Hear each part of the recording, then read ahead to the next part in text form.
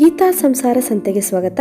ನೋಡಿ ಎಷ್ಟು ಪೇಪರ್ ಥರ ಹೋಳಿಗೆ ಮಾಡ್ಬೋದು ಅಂತ ನೋಡಿ, ಎಷ್ಟು ಈಸಿಯಾಗಿ ಆರಾಮಾಗಿ ಎಷ್ಟು ಅಗಲ ಬೇಕಾದರೂ ನಾವು ಹೋಳಿಗೆನ ಮಾಡ್ಬೋದು. ಎಷ್ಟು ತೆಳುವಾದ ಮೃದುವಾದ ಹೋಳಿಗೆ ಮಾಡಬೇಕು ಅಂದರೆ ಹೂರಣ ತುಂಬಾ ಚೆನ್ನಾಗಿರ್ಬೇಕಲ್ವಾ. ಈ ಹೂರಣ ಹೇಗೆ ಮಾಡೋದು ಅಂತ ನಿಮ್ಗೆ ಹೇಳ್ಕೊಡ್ತೀನಿ ಬನ್ನಿ. ಇಲ್ಲಿ ನಾನು 1 ಬೌಲ್ ಬೇಳೆ ತೊಗೊಂಡಿದ್ದೀನಿ, ಅಂದರೆ 3/4 kg ಬೇಳೆ ತೊಗೊಂಡಿದ್ದೀನಿ.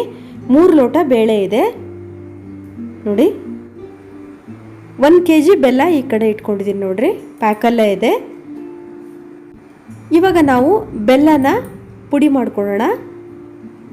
ಈಗ ಕರೆಕ್ಟ್ 1 ಬೌಲಲ್ಲಿ ಬೇಳೆ ತೊಗೊಂಡ್ರೆ ನಾವು 1 ಬೌಲಲ್ಲಿ ಎರಡು ಸೇಮ್ ಅಳತೆ ಬೌಲ್ ಇಟ್ಕೊಂಡಿದ್ದೀನಿ ನಾನು ನೋಡಿ. ಬೆಲ್ಲ ಪುಡಿ ಮಾಡಿ ಇಟ್ಕೊಂಡಿದ್ದೀನಿ.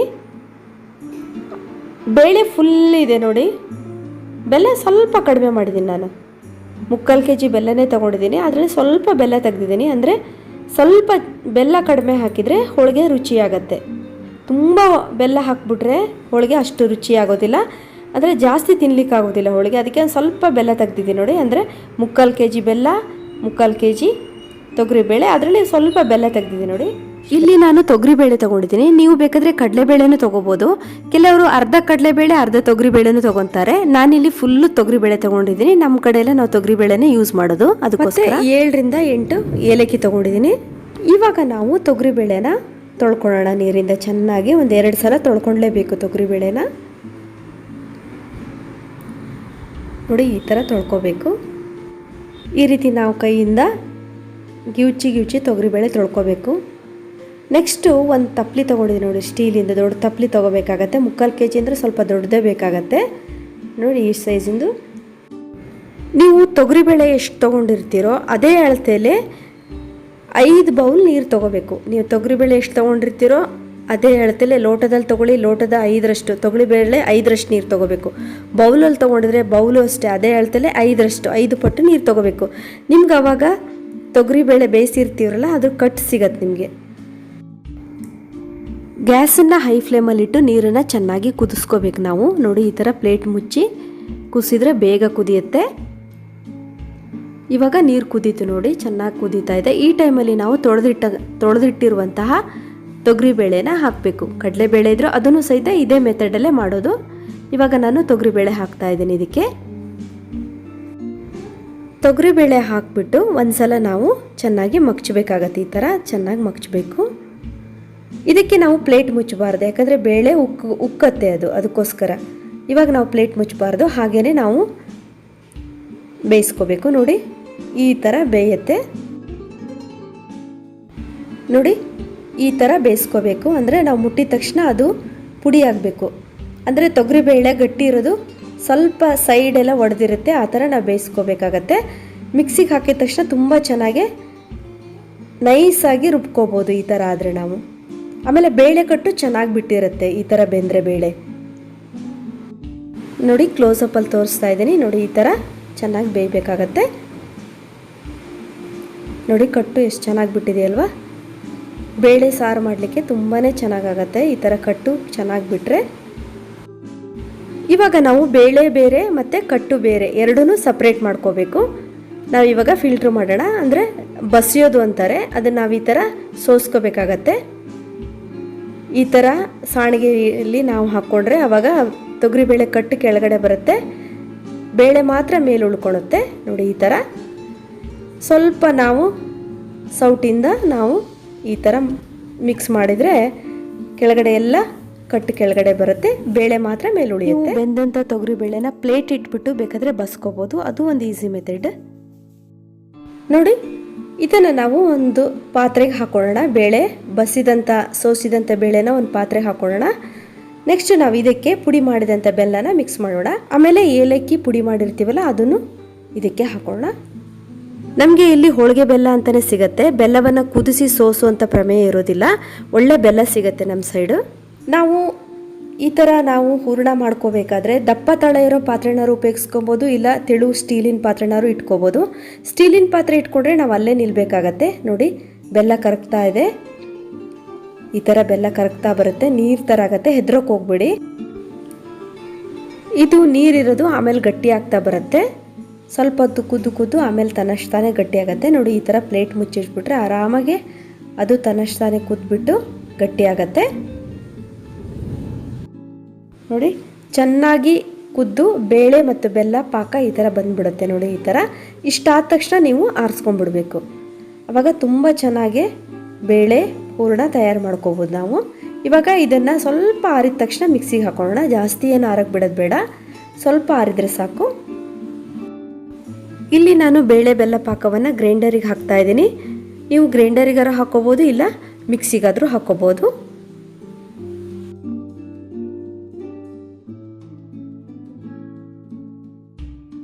ಇಲ್ಲಿ ನಾನು ಮಿಕ್ಸಿಗೂ ಹಾಕ್ತಾ ಇದ್ದೀನಿ.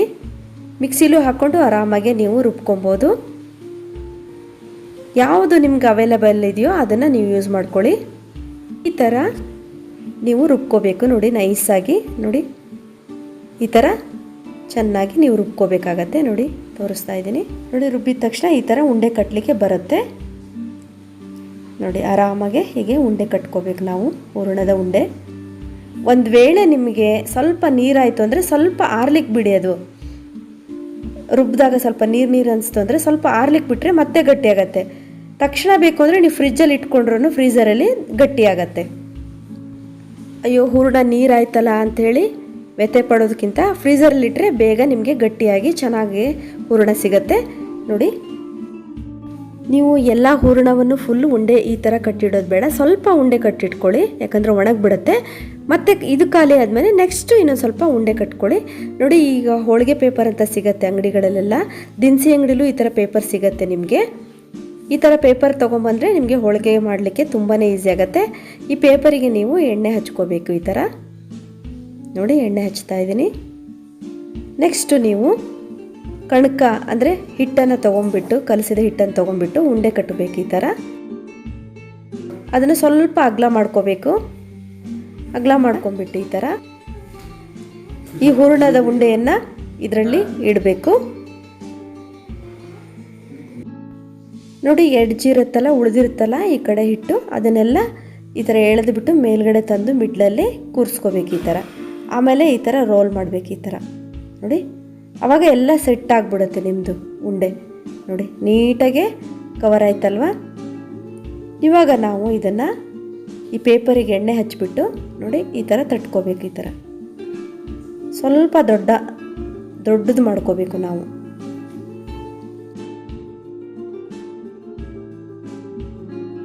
ಈ ಥರ ನಾವು ಕೈಯಿಂದ ತಟ್ಟಿ ಸ್ವಲ್ಪ ದೊಡ್ಡದು ಮಾಡ್ಕೋಬೇಕು. ಆಮೇಲೆ ಲಟ್ಟಣಿಗೆಯಿಂದ ನಾವು ಲಟ್ಟಿಸ್ಬಿಡ್ಬೇಕು ಈ ಥರ ನೋಡಿ. ನೋಡಿ ಈ ಥರ ನಿಧಾನವಾಗಿ ನಾವು ಸ್ಮೂತಾಗಿ ಲಟ್ಸಿದ್ರೆ ತೆಳುವಾದಂಥ ಹೋಳಿಗೆ ಆಗುತ್ತೆ ನೋಡಿ. ನೋಡಿ ಎಷ್ಟು ದೊಡ್ಡನಾರು ನಾವು ಮಾಡ್ಕೋಬೋದು ನೋಡಿ. ಎಷ್ಟು ಚೆನ್ನಾಗಿ ಎಷ್ಟು ದೊಡ್ಡ ಹೋಳಿಗೆ ಮಾಡ್ಬೋದಲ್ವಾ ನೋಡಿ. ತೆಳುವಾದಂಥ ಹೋಳಿಗೆ ಇದು. ಇದನ್ನು ನಾವು ಇವಾಗ ಹಂಚಿಗೆ ಸ್ವಲ್ಪ ಎಣ್ಣೆ ಹಚ್ಚಿಬಿಟ್ಟು ಹಂಚಿಗೆ ಹಾಕ್ಕೊಂಡು ನಿಧಾನ ತೆಗಿಯೋಣ ನೋಡಿ. ಈ ಥರ ತೆಗಿತಾ ಇದ್ದೀನಿ ನೋಡಿ. ಎಷ್ಟು ಚೆನ್ನಾಗಿ ಬಿಡುತ್ತೆ ಅಂತ ಹೋಳಿಗೆ ನೋಡಿ.